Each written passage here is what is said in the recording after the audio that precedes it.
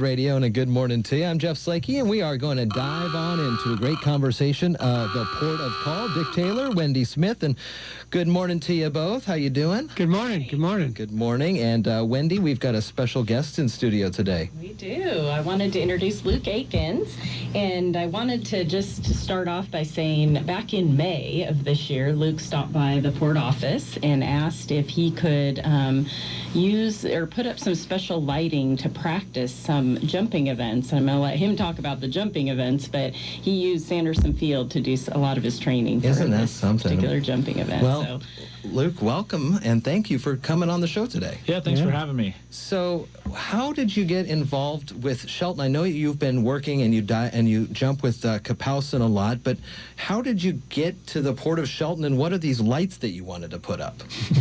Well, Skydive Kapowsin is owned by my aunt and uncle, so they started a business a long time ago. And when we moved out here to Shelton, we used to go from a private airport where we could pretty much do whatever we wanted whenever we wanted on that private airport. Then we come out here to a public airport at the Port of Shelton, and I find myself having to ask if I can set stuff up, what I can do. So I walked into the office and I said, hey, I'm preparing for this big jump. And I didn't really want to say what I was doing because I thought they might think of some sort of liability issues. So I said, hey, I want to set these lights up. I'm going to practice. These lights would help guide me into a spot. And she went back and asked and comes back, yeah, sure. And then they find out that I'm planning to do a jump without a parachute from 25,000 feet. And they said, well, we have to go look at the more paperwork on this before we allow that. So did you do some non-parachute jumps at Sanderson Field? No, the first non-parachute jump that we ever did was on the day of the show. Okay. We just practiced. So I had permission from the United States Parachute Association to open up much lower. So I had this box painted on the ground out there at the port that was the size of the net that I was going to land in. That box was 100 by 100, and circling it I had some lights, and these lights are pretty expensive, and I was really worried about the mowers hitting them, and they're kind of spread out around the airport a little bit. So I was able to use the relatively quiet airspace of the port and the skydiving facility there at Kapowsin Airsports to be able to practice. So I would open my parachute at roughly 1,000 feet right over the top of this little tiny box. And normal openings are at about 3,000 feet. So I was opening much, much lower than you would normally and in an exact spot. And I was able to rehearse it over and over again. Wow. So how long was this process to practice this? And then on July 30th, just last month, was when we all saw you jump into this 100 by 100 foot net just outside Simi Valley. But what was the build up to this? How long did it take for you to come up with the idea first and then say, let's do this? Well, when we started talking about the idea, that was about 2 years ago. And then we really got going about a year ago. And then 6 months ago, the money came in. Stride Gum stepped up and became a big sponsor of this project. They were the sole sponsor. And then I was able to really get into it. So starting about May is when the jumps got real serious, when I started to figure out these light system and that I needed it. I sourced them from a local company in Renton also. So it was really cool to use a lot of stuff from the home state of Washington here. We did the Red Bull Stratos jump. We did a lot of the training and practice stuff for that jump that Felix did out at the port also. Yeah. So all this stuff has been really cool, and the port's been really easy to work with. Oh, well, that's good to know, too. With Kapowsin, what is it like jumping over the port properties, and is there something unique to this neck of the woods that makes the jumps easier to practice, or I know that your family is involved, so that helps a little, but... Basically, the port's a nice, wide open space, and because they've given us the airspace to the north of the field, we don't get a lot of other air traffic flying around. So we have that north side where the skydivers are able to practice and do what they need to do on the north side, and the aircraft are all free to use the south side. So pretty much, besides the occasional person who's not familiar with the area, all of the airspace and the local tenants at the airport are really great. I have an airplane. I actually have 2 hangars out here at the port, not for skydiving at all, where I keep my airplanes. And everybody's real nice and easygoing, and it's really nice to work with them. And if I have a problem, you know, somebody flies over, we're really easy. Everyone's talking, so it's a real cordial environment, which makes it much easier to work with.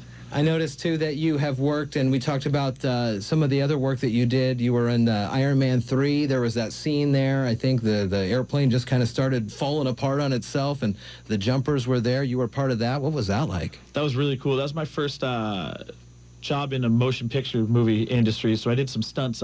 Jesse Farrington, who owns Kapowsin Air Sports, along with her son Andy Farrington, they were both in it also. So it was really cool. I was the last guy to get rescued on the screen. It was really neat. So we did that jump, and then my dad rented out the Shelton movie theater for the debut when that movie came out. So we packed it with all friends and family, and it was really fun to.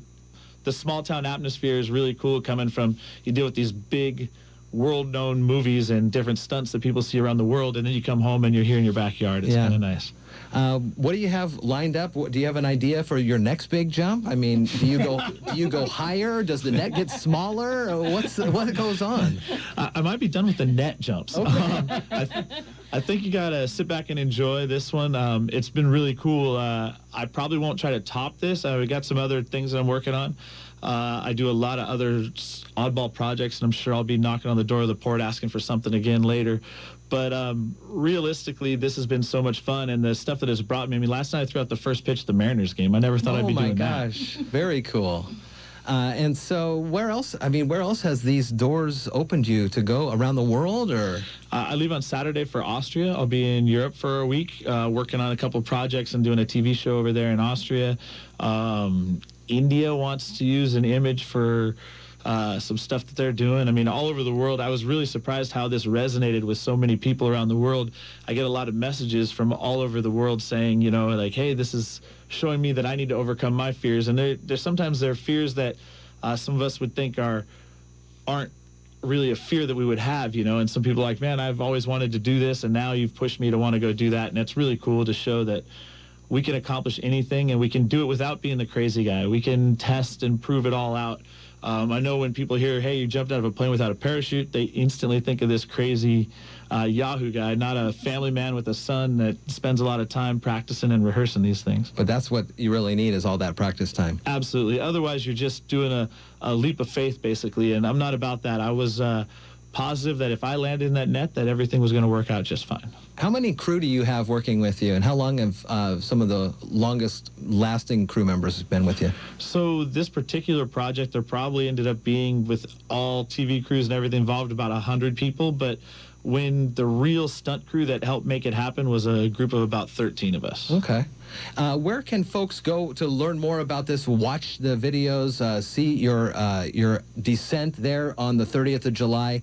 I know it was sponsored by Stride Gum, and I'm sure we can go on their website and find it, but it's all over the internet too, right? It's crazy. It's all over the internet. I get so many reports of people seeing it. If you just look up Stride Gum Heaven Sent, that's what the project was called, Heaven Sent, no parachute jump, and you'll see it. There's a lot out there. Well, it has really been a pleasure to talk with you, and that video, that it was amazing to watch you successfully land that jump, and to know that you practiced right here in Shelton on the port properties is pretty darn cool as well. Unfortunately, Dick and Wendy, we don't have any time to talk about any port business. That's too bad. Yeah. So we'll have to come back and do it again next week. Sorry about that. But Luke Aikens, thank you so much for coming on this morning.